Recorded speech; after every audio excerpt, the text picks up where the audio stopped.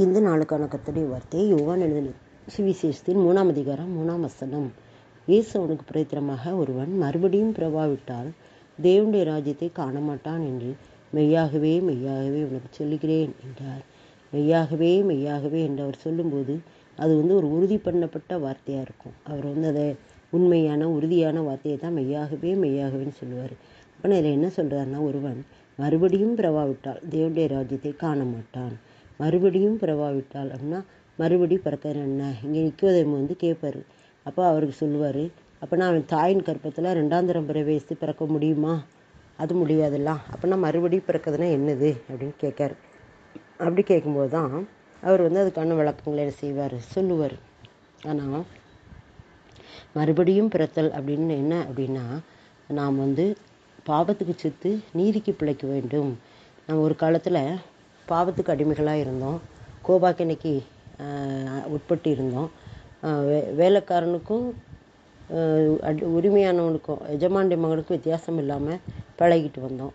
ஆனால் ஆண்டவர் சொல்றாரு, நீ எஜமானுடைய மகன், எஜமானுடைய மகள். அப்போனா நீ அந்த வேலைக்காரனோட சிறு பிள்ளைகள் நீ பழகிருக்கிற. ஆனால் இப்போ நீ வளர்ந்துட்ட, நீ தனித்துவம் உள்ளவன், நீ ராஜாவுடைய பிள்ளை. அப்போனா நீ மறுபடியும் பிறந்தவன் அப்படின்னு சொல்லி ஆண்டவர் விளக்கம் கொடுப்பாரு பவுலப்போஸ்தலன் மூலமாக. அப்போது நாம் மறுபடியும் பிறக்க வேணும் அப்படின்னா என்ன அர்த்தம்? நம்ம கர்த்தருக்குள் திரும்பவும் புதிய வாழ்க்கையை நம்ம ரட்சிப்படைய வேண்டும். அதுதான். ஒருவன் ஜலத்தினாலும் ஆவியினாலும் பிறவாவிட்டால் தேவனுடைய ராஜ்யத்தில் பிரவேசிக்க மாட்டான் அப்படிங்கிற அடுத்தால. அப்போ ஜலத்தினாலும் ஆவியினாலும் என்ன? ஜலம்னா ஞானஸ்நானம், ஆவின்னா பரிசுத்த ஆவி. நாம் ரட்சிக்கப்பட்ட பிறகு ஞானஸ்நானம் எடுத்துக்கொள்ளணும். பரிசுத்த ஆவியினா அபிஷேகத்தினால் நிரம்ப வேண்டும்.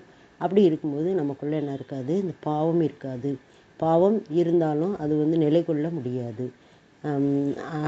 சங்கீதத்தில் கூட ஒரு வசனம் இருக்குது, ஆகாமிய கூடாரத்தில் பாவம் நிலைநிற்க, ஆகாமிய கூடாரங்களில் வாசம் பண்ணுவது அப்படின்னு பார்க்கிலும் தேவனுடைய ஆலயத்தின் வாசற்படியில் காத்திருப்பதை தெரிந்து கொள்வேன் பவுலப்போஸ்தலன் சொல்வார்லாம். இப்போ அதாவது நீதிமானுடைய சந்ததியில் ஆகாமியம் பிரவேசிக்காது அப்படின்னு ஒரு வசனம் இருக்குது.